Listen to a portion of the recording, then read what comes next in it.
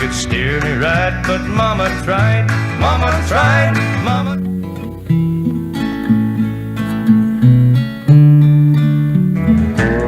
I'm proud to be an Okie from Muskogee, a place where even squares can have a ball.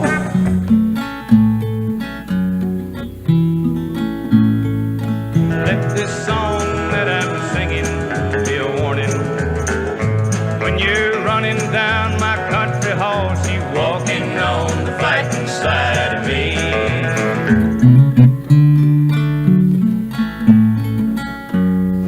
That's the way love goes, babe.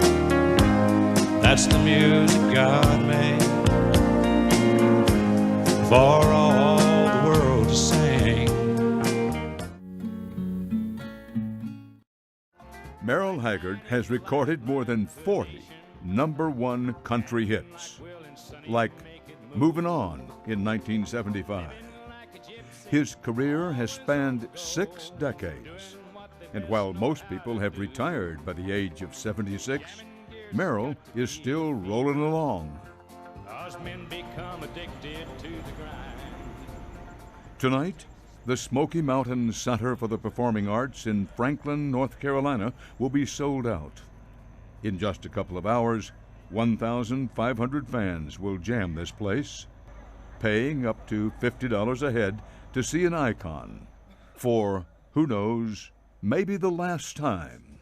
You've described yourself several times as, and I quote now, a walking miracle. What do you mean by that? You know, I'm from a poor family, and when you lose half of the house, my father died when I was 9, so my mother was left with the entire operation, which wasn't much, but I don't know how I could be any further down than I was. I mean, we didn't have no sidewalks, we didn't have no clock tower. Well, the profile is there. Home was a boxcar that was made into home. Lost your father at age 9. Between age 9 and 20 or 21, you were in and out of well over a dozen institutions of one kind or another. That'd be very conservative. Haggard began running away when he was 10 years old, stowing away on a freight train to Fresno. His life increasingly became a cycle of juvenile delinquency. Here, 16-year-old Merle gets a visit from his family while staying at a detention center right outside of Los Angeles. But these stints were quickly followed by an escape. Fleeing custody became his specialty. He ran away at least 17 times.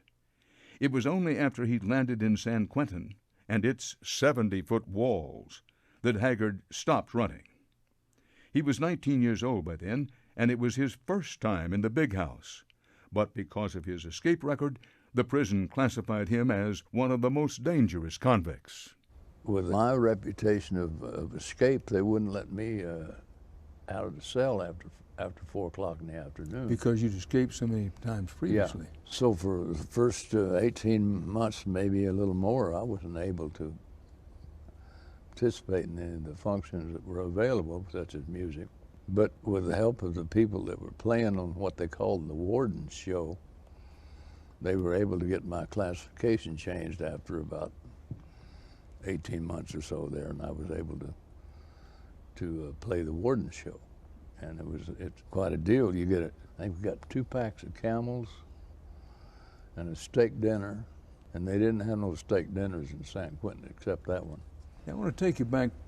You get out of San Quentin, and you started playing professionally. Is that when you started writing music, or had you been writing music before then? You know, I started writing music, or trying to write music, when I was 7 or 8 years old. And it shows up in my report cards. Won't pay attention, staring out the window. Has great potential. He could be a great student, but he won't pay attention. Well, I was scribbling then. I was trying to write. Well, what happened? Because at some point you went into first truancy and then into crime and ever-increasing kinds of crime. Let's try to help somebody who's watching and listening, who's struggling with being a parent or worried about their grandchildren. How did that happen? Why did that happen? You know, if you go really down into the depths of things, it was about truancy. The education that I needed, I knew was not in that classroom. So I was staring out the window. All right, so you become a truant. Among things, you hop boxcars and Yeah. skip around, but that's truancy. How did it wind up leading to crime? Well, when you go to jail for truancy, they don't separate you from the hardened criminals. And so there was some old boys in there that had some what sounded like successful possibilities in the area of crime, you know. Kind of a crime school? You bet. I started to idolize people that Bonnie and Clyde and John Dillinger. The possibility of having a career in music was way out of reason. I didn't think that was possible, so I took to studying the bad way. When I went to San Quentin, maybe for 18 months or so, I might have just really had a lot of fun there. I was playing music, and I had a job in the laundry, and the guy that was running the laundry didn't know whether we were there or not. We'd slip out onto the football field and play guitars. And I had quite a business going. I was selling beer and cigarettes, and had a loan company. And Inside prison? yeah. So I went to the parole board. Suddenly reality was slapped in my face. One of the guys in there said, leaned across the table and said, "Looks like you're having a real good time here." And I hadn't really thought about it that way, you know. And he said, "Talk to you later." That you were in the audience as a prisoner in San Quentin when Johnny Cash came through and played. Oh, that was true.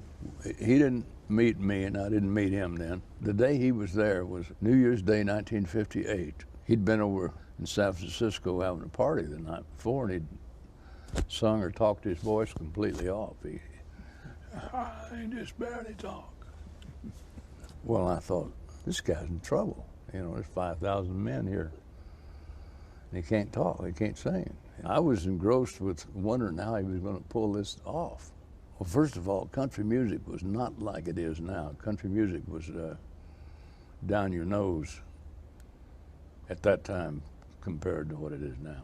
And so the visit of Johnny Cash was not all that cool in the joint. Before he started his show, he asked for a glass of water, pointed one of the guards, and this guard was standing in the daylight of the doorway chewing gum. And Cash had when he asked for the water, of course he had the audience, everybody was looking at him, and he mocked that guard. Well, he won the whole audience. Yeah, because the audience wouldn't dare to mock a guard. No. When Cash left, there was guys all over that yard with guitars. You were one of them? Well, I was the teacher. I mean, they all knew that I played, and there must have been 20 guitar player or a kid that come up to me and said, "Can you show me how you did that intro on Folsom Prison Blues?" All of a sudden, we were more popular. We had more clout because we understood what that guy did.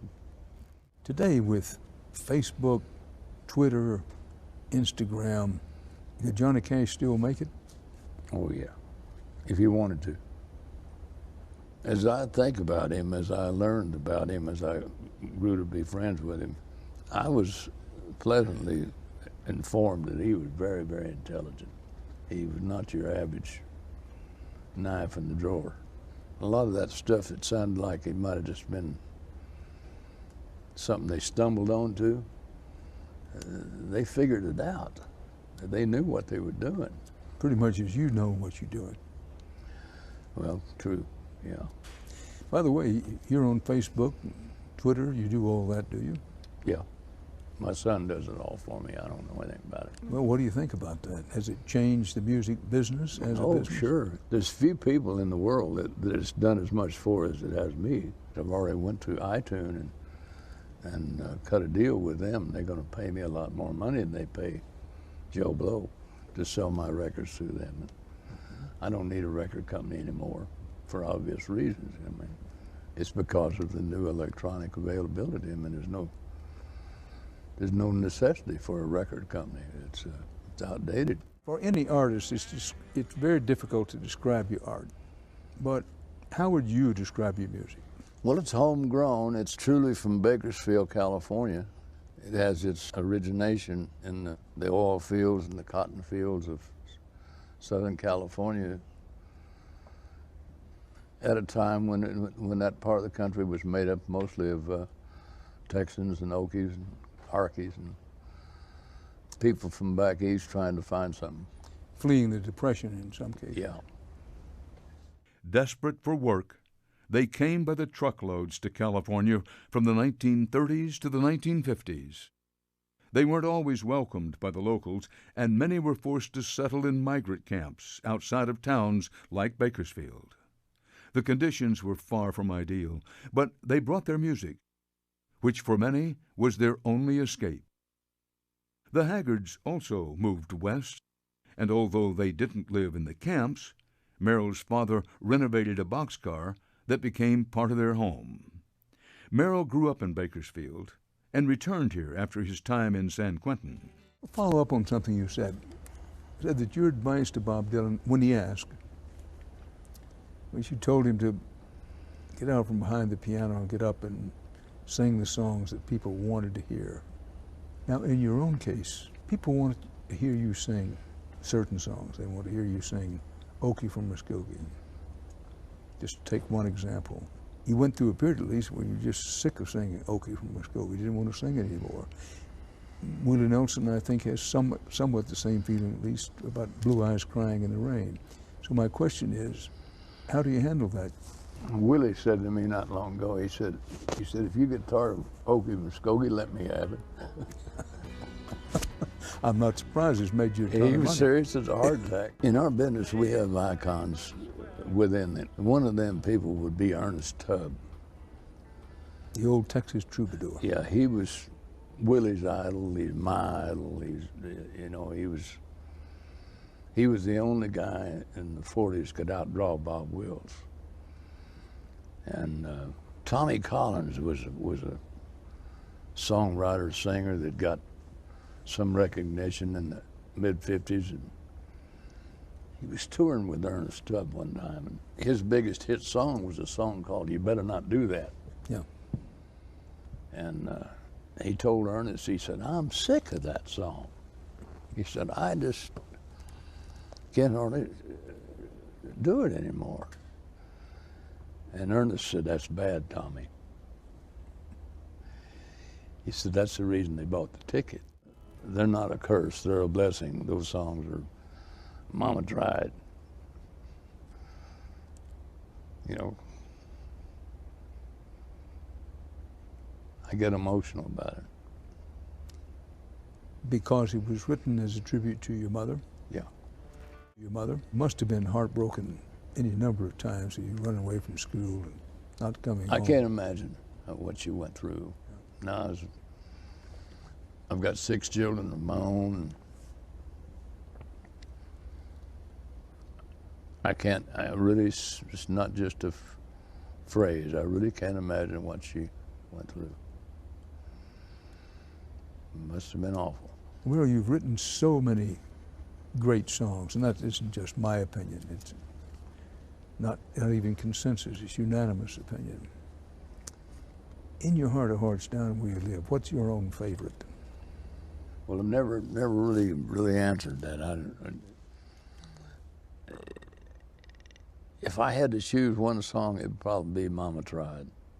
I think it's more poignant than Okie from Muskogee. Okie from Muskogee is a hit for other reasons, which a lot of them I'm not sure of. Well, it's pretty well known that you went through a period, a fairly long period, where I can't say your attitude was you wish you hadn't written it and sung it, and you weren't ashamed of it, but you thought it had been misinterpreted. Can we talk about that? Well, it changed its complexion like a chameleon over the years. I think they like it for different reasons now than they did when they first heard it. Well, a lot of people when they first heard it, let's face it, saw it was an answer to what they would consider the hippie culture of the 1960s. Yeah. Counterpunch, if you will, to that. Right. And it's different now. And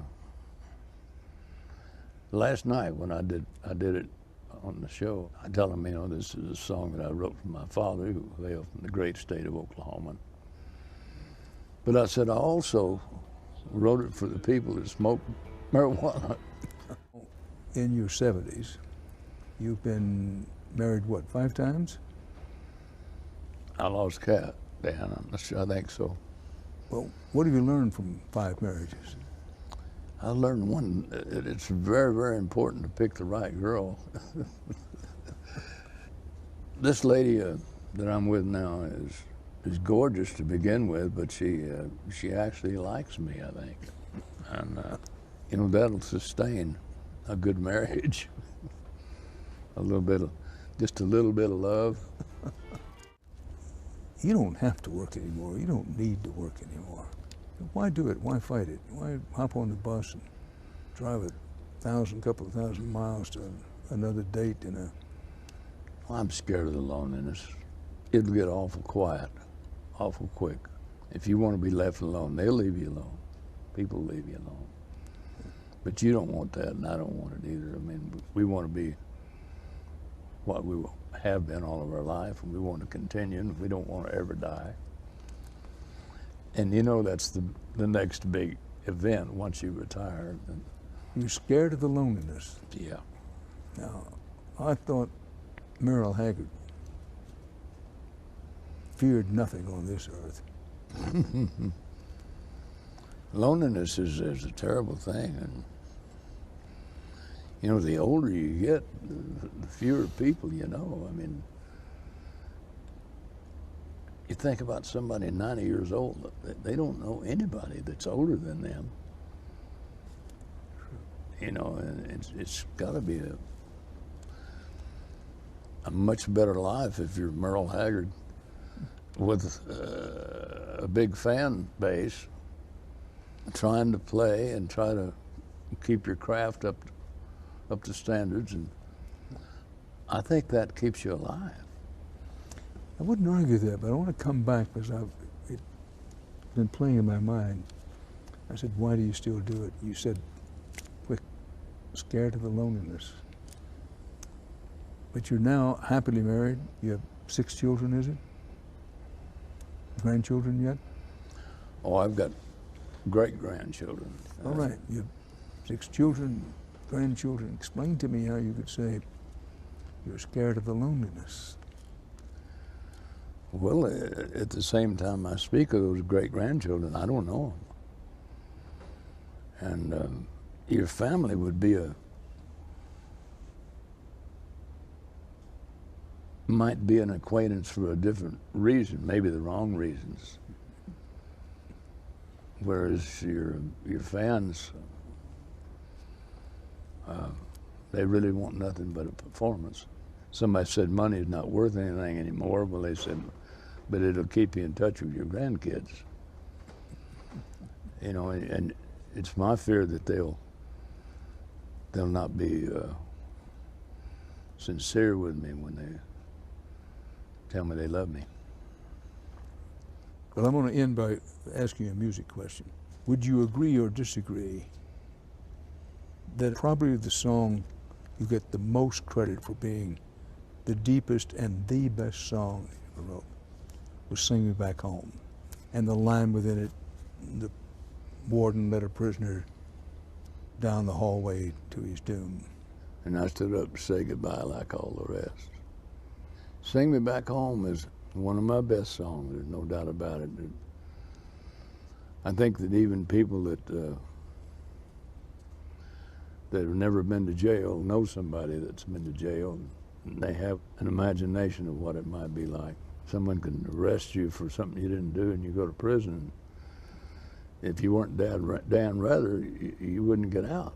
There's people in all over this nation doing time that didn't do anything. I think that would be a terrible thing. The song resonates partly because people say, you know, Merle Haggard has been there. He's been in prison. And this is a song that comes from his experience, comes from deep within him, and the resonance is there. Can't take any more of your time again, my friend. I'm indebted to you for taking so much time. Dan. I turned 21 in prison, doing life without parole. No one could steer me right, but Mama tried, Mama tried, Mama.